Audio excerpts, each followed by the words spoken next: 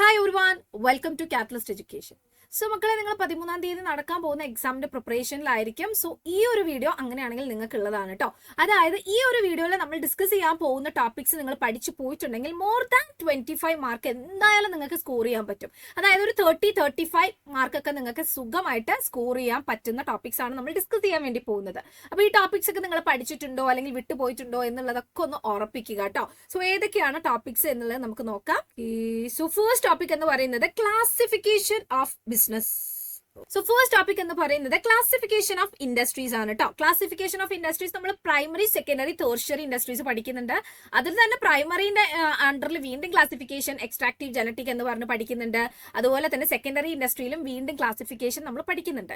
So ആ ഒരു ഭാഗത്ത് നിന്ന് നിങ്ങൾക്ക് ചിലപ്പോൾ കുറച്ച് കാര്യങ്ങൾ തരും. പോൾട്രി ഫാമിംഗ് അല്ലെങ്കിൽ ആനിമൽ ഹസ്ബൻഡറി എന്നൊക്കെ പറഞ്ഞ് കുറച്ച് കാര്യങ്ങൾ തന്നിട്ട് അത് ഓരോ ഇൻഡസ്ട്രിയിലേക്ക് ക്ലാസിഫൈ ചെയ്യാൻ വേണ്ടിയിട്ട് ചോദിക്കാറുണ്ട്.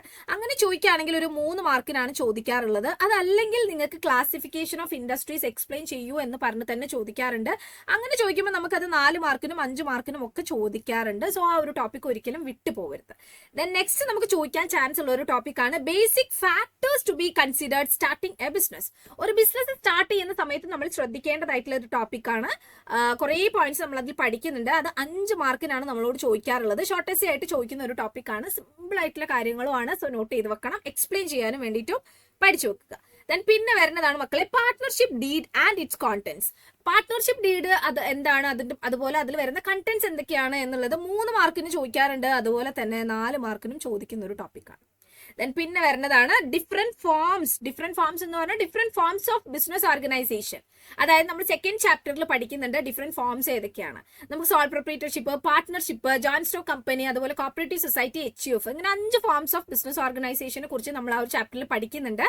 സോ ഈ 5 ഫോംസ് തന്നിട്ട് അതിന്റെ ഫീച്ചേഴ്സ് അല്ലെങ്കിൽ പ്രത്യേകതകൾ അപ്പുറത്ത് തന്നിട്ട് ഒരു മാച്ച് ഫോളോയിങ് പോലെ നിങ്ങളോട് അത് ചോദിക്കാറുണ്ട്. അതാണ് ഇവിടെ മാച്ച് ഫോളോയിങ് എന്നിട്ടുള്ളത്. അത് അങ്ങനെ ചോദിക്കുകയാണെങ്കിൽ ഒരു 4 മാർക്കിനാണ് ചോദിക്കാറുള്ളത്. അതിൽ നിന്ന് തന്നെ HUF ഒക്കെ ആണെങ്കിൽ HUFന്റെ 2 ഫീച്ചേഴ്സ് എഴുതൂ എന്നൊക്കെ പറഞ്ഞ ഒരു 2 മാർക്കിനോ 3 മാർക്കിനോ ഒക്കെ അങ്ങനെയും ചോദിക്കാറുണ്ട്. പാർട്ട്ണർഷിപ്പ് ഇമ്പോർട്ടന്റ് ആണ്, അതുപോലെ ജോയിന്റ് സ്റ്റോക്ക് കമ്പനി ഇമ്പോർട്ടന്റ് ആണ്. അതൊക്കെ എസ് ആയിട്ട് ചോദിക്കുന്ന ടോപ്പിക്സ് ആണ്, നമ്മൾ ഡിസ്കസ് ചെയ്യും. സോ ഇതിൽ ഈ രീതിയിൽ ഉള്ള ക്വസ്റ്റ്യൻസ് എക്സ്പെക്ട് ചെയ്യുക, അത് പഠിച്ചു വെക്കുക. പിന്നെ നമ്മൾ പഠിച്ചു വെക്കേണ്ടത് MNCs ആൻഡ് ഇറ്റ്സ് ഫീച്ചേഴ്സ് ആണ്. എന്താണ് MNC, അതിന്റെ ഫീച്ചേഴ്സ് എന്തൊക്കെയാണ്? അതെ, പല മാർക്കിന് ചോദിക്കാറുണ്ട്. 3 മാർക്കിന് ചോദിക്കാറുണ്ട്, 4 മാർക്കിന് ചോദിക്കാറുണ്ട്. അതുപോലെ essay ആയിട്ടും ഷോർട്ട് essay ആയിട്ടും ചില സമയത്ത് ചോദിക്കാറുള്ള ടോപ്പിക്കാണ്. MNCs എന്താണ്, അതുപോലെ തന്നെ MNCsന്റെ ഇമ്പോർട്ടന്റ് ഫീച്ചേഴ്സ് എന്തൊക്കെയാണ്. സോ അത് നമ്മൾ പഠിക്കുന്ന സമയത്ത് എക്സ്പ്ലെയിൻ ചെയ്യാൻ അടക്കം പഠിച്ചു വെക്കണം. 3 മാർക്കിനൊന്നും ആണെങ്കിൽ എക്സ്പ്ലെയിൻ ചെയ്യേണ്ട, പക്ഷെ 5 മാർക്കിനൊക്കെ ചോദിക്കുകയാണെങ്കിൽ നമുക്ക് എന്തായാലും എക്സ്പ്ലെയിൻ ചെയ്യാൻ അറിഞ്ഞിരിക്കണം. പിന്നെ ചോദിക്കുന്ന ടോപ്പിക്കാണ് departmental undertaking, statutory corporation and government company. നമ്മളെ different forms of public sector companies ആണ് ഇവർ. So difference between departmental undertaking and statutory corporation ഒക്കെ ഒരു 4 മാർക്കിനൊക്കെ ചോദിക്കാറുള്ള ടോപ്പിക്കാണ്. അതുപോലെ തന്നെ ഒരു 2-3 മാർക്കിനൊക്കെ ഗവൺമെന്റ് കമ്പനീന്റെ ഫീച്ചേഴ്സ് ചോദിക്കാറുണ്ട് കേട്ടോ. 3 മാർക്കിനൊക്കെ what are the features of government company എന്ന് പറഞ്ഞ് ചോദിക്കാറുണ്ട്. ഇനി അതും അല്ലെങ്കിൽ നിങ്ങൾക്ക് കുറച്ച് സ്ഥാപനങ്ങൾ, അതായത് LIC, RBI എന്നൊക്കെ പറഞ്ഞ് തന്നിട്ട് ഇവരെ ഒന്ന് കാറ്റഗറൈസ് ക്ലാസിഫൈ ചെയ്യൂ എന്ന് പറഞ്ഞ് ചോദിക്കാറുണ്ട്. ഏത് ഡിപ്പാർട്ട്മെന്റ് അല്ലെ ഏത് ഓർഗനൈസേഷന്റെ എക്സാമ്പിൾ ആണ് എന്താ പറയാ LIC, RBI, KSRTC, ഇതൊക്കെ പഠിച്ചു വെക്കണം. ക്ലാസിഫൈ ചെയ്യാൻ ചോദിക്കുന്ന സമയത്ത് നമുക്ക് അത് അറിഞ്ഞിരിക്കണം. സോ ആ രീതിയിൽ ക്വസ്റ്റ്യൻ വരാറുണ്ട്, അത് നോട്ട് ചെയ്ത് വെക്കുക. പിന്നെ വരുന്നത് ഗുഡ്സ് ആൻഡ് സർവീസസ് തമ്മിലുള്ള ഡിഫറൻസസ്. അതൊരു 2 മാർക്കിനോ 3 മാർക്കിനോ ആണ് ചോദിക്കാറുള്ളത്. What are the differences between goods and services എന്നുള്ളത് നോട്ട് ചെയ്ത് വെക്കുക. ദെൻ ബാങ്കിങ്ങിനെ കുറിച്ചിട്ട് നമുക്ക് ക്വസ്റ്റ്യൻ വരാറുണ്ട് കേട്ടോ. ഇലക്ട്രോണിക് ബാങ്കിങ്ങിനെ കുറിച്ചിട്ട് അത് അഗൈൻ നമുക്കൊരു 3 മാർക്കിനൊക്കെ ചോദിക്കുന്ന ഒരു ടോപ്പിക്കാണ്.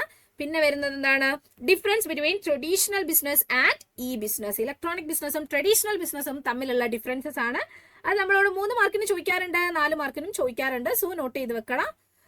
പിന്നെ വരുന്നത് transaction risk in business. Electronic business ചെയ്യുന്ന സമയത്ത് വരുന്ന ട്രാൻസാക്ഷൻ റിസ്കുകൾ ഏതൊക്കെയാണ്? അത് നമ്മളോട് ഒരു 3 മാർക്കിനൊക്കെയാണ് ചോദിക്കാറുള്ളത്. സോ ആ റിസ്കുകളുടെ പേര് ജസ്റ്റ് ഒന്ന് നോട്ട് ചെയ്ത് വെച്ചാൽ മാത്രം മതി. പിന്നെ വരുന്നത് എന്താണ്, various kinds of social responsibility വരുന്നുണ്ട്. അതൊരു 4 മാർക്കിനാണ് ചോദിക്കാറുള്ളത്. സോ 4 മാർക്കിന് വേണ്ടിയിട്ട് പഠിച്ചു വെക്കുക കേട്ടോ. പിന്നെ വരുന്നതാണ് ഫംഗ്ഷൻസ് ഓഫ് എ പ്രൊമോട്ടർ. ഒരു പ്രൊമോട്ടറിന്റെ ഫംഗ്ഷൻസ് എന്തൊക്കെയാണ്? അത് 2 മാർക്കിന് ചോദിക്കാറുണ്ട്, 3 മാർക്കിനും ചോദിക്കാറുണ്ട്. സോ ജസ്റ്റ് ഒന്ന് പോയിന്റ്സ് മാത്രം എഴുതി വെച്ചാൽ നമുക്ക് ആ ഒരു മാർക്ക് സ്കോർ ചെയ്യാൻ വേണ്ടിയിട്ട് പറ്റും. പിന്നെ റിപ്പീറ്റഡ് ആയിട്ട് ചോദിക്കുന്ന ഒരു ടോപ്പിക്കാണ് MOA ആൻഡ് AOA. ഇവർ തമ്മിലുള്ള ഡിഫറൻസസ് ചോദിക്കാറുണ്ട്. അതുപോലെ തന്നെ MOAയിൽ വരുന്ന വേരിയസ് കണ്ടന്റ്സ്, ക്ലോസസ് ഏതൊക്കെയാണ് എന്ന് പറഞ്ഞ് ചോദിക്കാറുണ്ട്. അതൊക്കെ ഒരു 4 മാർക്കിനോ 5 മാർക്കിനോ ആണ് ചോദിക്കാറുള്ളത് കേട്ടോ. സോ MOA AOA സംബന്ധിച്ചിട്ടുള്ള എല്ലാ കാര്യങ്ങളും പഠിച്ചു വെക്കുക. ഡിഫറൻസസ് ബിറ്റ്വീൻ ദീസ് ടു, അതുപോലെ തന്നെ കണ്ടന്റ്സ് ഏതൊക്കെയാണ് ആ ക്ലോസസ് എന്നുള്ളത്, MOAന്റെ ക്ലോസസ് പഠിച്ചു വെക്കണം, അതൊക്കെ പഠിച്ചു വെക്കുക. പിന്നെ വരുന്ന ടോപ്പിക്കാണ് difference between fixed capital and working capital. Fixed ക്യാപിറ്റലും വർക്കിംഗ് ക്യാപിറ്റലും തമ്മിലുള്ള ഡിഫറൻസ് 2 മാർക്കിനോ 3 മാർക്കിനോ ആണ് ചോദിക്കാറുള്ളത്. ജസ്റ്റ് ഒരു സിമ്പിൾ ആയിട്ടൊരു എക്സ്പ്ലനേഷൻ കൊടുക്കാൻ മാത്രം പഠിച്ചു വെച്ചാൽ മതി. പിന്നെ വരുന്നതാണ് പ്രോബ്ലംസ് ഫേസ്ഡ് ബൈ MSME. നമ്മുടെ നാട്ടിൽ അല്ലെങ്കിൽ നമ്മുടെ രാജ്യത്തെ MSMEs ഫേസ് ചെയ്യുന്ന വേരിയസ് പ്രോബ്ലംസ് ഏതൊക്കെയാണ് എന്നുള്ളതാണ് 4 മാർക്കിനൊക്കെ ചോദിക്കാറുള്ള ഒരു ടോപ്പിക്കാണ് അത് കേട്ടോ. പിന്നെ വരുന്നതാണ് ടൈപ്സ് ഓഫ് ഇറ്റിനറന്റ് ട്രേഡേഴ്സ്. ഇറ്റിനറന്റ് ട്രേഡേഴ്സിന്റെ ടൈപ്സ് ചോദിക്കാറുണ്ട്, അതും ചെറിയ മാർക്കിനാണ് ചോദിക്കാറുള്ളത്. 3 മാർക്കിനോ അല്ലെങ്കിൽ 4 മാർക്കിനോ ആണ് ചോദിക്കാറുള്ളത്. സോ നോട്ട് ചെയ്ത് വെക്കുക. പിന്നെ വരുന്നതാണ് difference between licensing and franchising. ലൈസൻസിങ്ങും ഫ്രാഞ്ചൈസിങ്ങും തമ്മിലുള്ള ഡിഫറൻസസ് ഒരു 3 മാർക്ക് 4 മാർക്ക് ബേസ് ചെയ്ത് ചോദിക്കാറുണ്ട്, അത് അങ്ങനെ പഠിച്ചു വെക്കുക. പിന്നെ ഫൈനലി പ്രൊസീജിയർ ഫോർ ഇമ്പോർട്ട് അല്ലെങ്കിൽ എക്സ്പോർട്ട് ട്രേഡ്. നമുക്ക് കുറേ സ്റ്റെപ്പ് അതിൽ പഠിക്കുന്നുണ്ട്, ഒരു 17ഓളം സ്റ്റെപ്പ് ഒക്കെ നമ്മൾ എക്സ്പോർട്ട് ട്രേഡിന്റെ പ്രൊസീജിയർ ആയിട്ട് പഠിക്കുന്നുണ്ട്, അത്ര തന്നെ നമ്മൾ ഇമ്പോർട്ട് ട്രേഡിനും പഠിക്കുന്നുണ്ട്.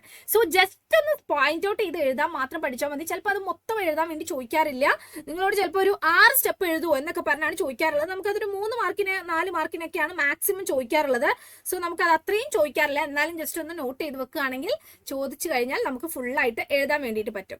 ഓക്കെ, സോ ഇത്രയും ടോപ്പിക്സ് നിങ്ങൾ കവർ ചെയ്യുകയാണെങ്കിൽ മോർ ദാൻ 25 മാർക്ക്, അതായത് 35 മാർക്കോളം നിങ്ങൾക്ക് എന്തായാലും സ്കോർ ചെയ്യാൻ പറ്റും. സോ പഠിക്കുന്ന സമയത്ത് ഈ ടോപ്പിക്സ് ഒക്കെ പഠിച്ചിട്ടുണ്ട് എന്നുള്ളത് ഉറപ്പ് വരുത്തുക.